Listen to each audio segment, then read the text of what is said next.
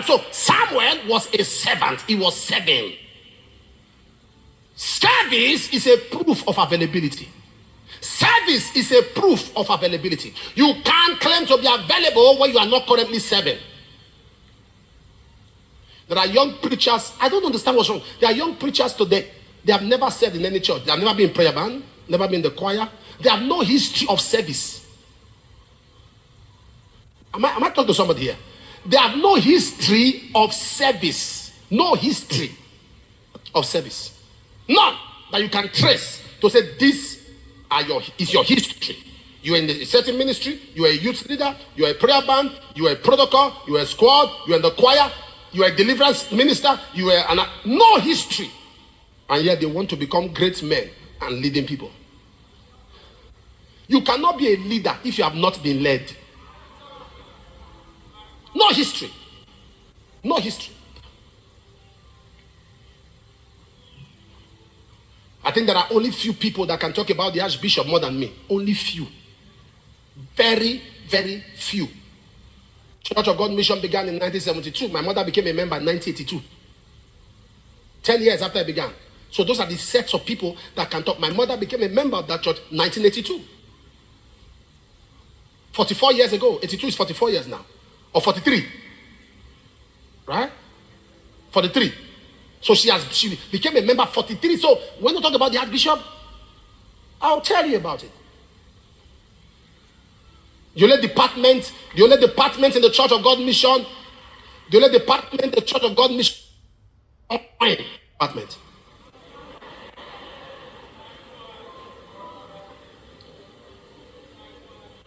It was women. They call it QIFI, Christian Women Fellowship International. That's the only one I didn't join. I was not part of. I've entered prayer band. I entered choir for 9 months. I ran. No, I ran from choir. Don't ask me what happened, but I ran. When they are doing rehearsal, I'm there. Rather, they say, you belong to prayer band. So I was there for about 9-10 months. I was in prayer band for a long time. I was in Agape Force. I joined the usher department. And there are living witnesses, human beings that know, that can confirm what I'm saying. Human beings, not spirits, human beings that can confirm. Are you following what I'm saying? I have colleagues, not like those that went to school with our classmates. I have colleagues. I have colleagues. Are you following what I'm talking about? I have colleagues. How did I say that? Oh Lord, help me. I have colleagues who know that this man served. Some of you have had people give testimonies and they refer to me while I was in Church of God Mission. That Suleman was there. Many times. I've seen miracles. I saw God use. In fact, then we'll come to church, we'll just sit down. Morning prayer in Church of God Mission is 5 a.m., 5:30 a.m. morning prayer. From my house to church, you trek for 1 hour, 20 minutes. And I did not miss morning prayer. Meaning I leave my house 3 a.m. I have encountered robbers. I remember one time I encountered the robber. He took my wristwatch. I was going for prayer. The robber took my wristwatch from my hand. Stop there! As a young boy, I said, what did I do? And he searched me, took my wristwatch from my hand. I was crying because I loved that watch. Then I went to the prayer meeting. I stayed till evening. They finished the evening service a little bit earlier. We were going so I was trekking past. I saw a shop when they were selling provision, and I was looking at the shop. I know somebody was looking at me with the corner of his eye, with a face cap like that, the corner of his eye. So I was on the road. I left and started looking to his face because around that spot they took my wristwatch. So I was looking to his face. He was the one. I grabbed him. Now this brother take my watch. Now this brother take my watch. Now this brother, people gathered. They said, no, this young boy cannot be lying. Of everybody here, why is he came to? When they had him, they searched him. They saw the watch in his pocket. So the Lord restored to me. I took my watch back. So I'm trying to say, leaving the house 3 a.m. every day. 3 a.m.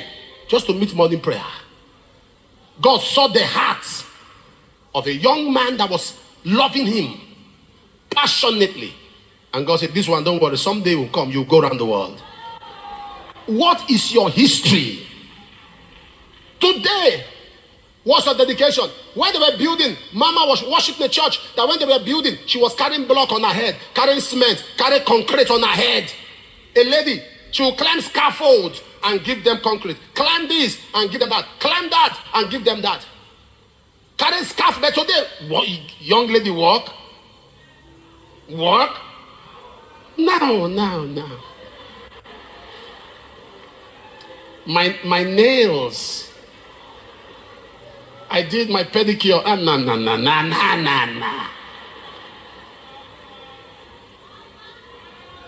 And you want greatness. And you want greatness. I remember when Papa Ayo came to our church for the first time then. Mama was the one that led praise. In the 90s. 96 or 95. Led praise. And the inside rain. Rain soaked them. Rain beat them. They were waiting for Papa Ayo. She was leading praise at the public feed. So don't think, no great person today without yesterday's history. But today everybody is big. Carry this, no. Carry that, no. Do you know that when we are building, sir, we have to be paying people? Not anymore. I told them they are doing a project here. Gather out the youth. Enter there and carry block. Let there be a history that you worked for God. Park your car and carry the block. Let there be a history that you worked for God. Are you? Let my people go. Exodus 7:16, Exodus 7:20, Exodus 8:1, Exodus 8:20, Exodus 9:1, Exodus 9:13.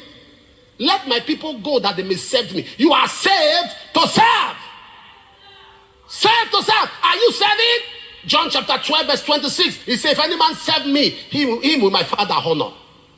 That generation of people are not serving God. Just sit down and they are running commentary.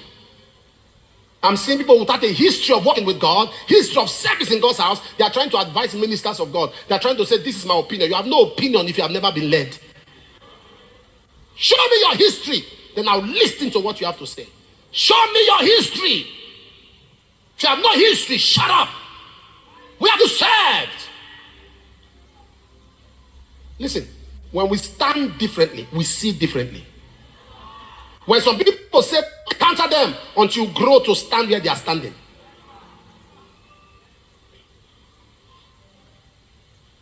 It's like somebody enters a plane and it says, for what? How can somebody pay so and so money to fly first class and business class when there's economy? For what?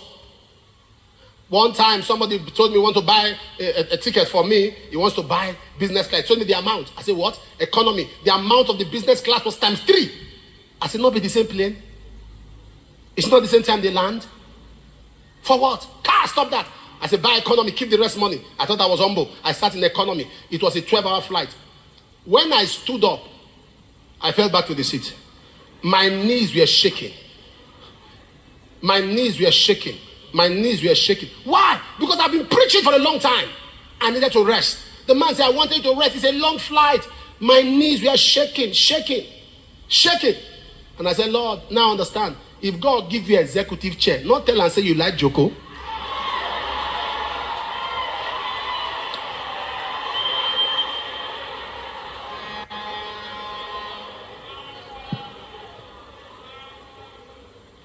Are you following what I'm saying?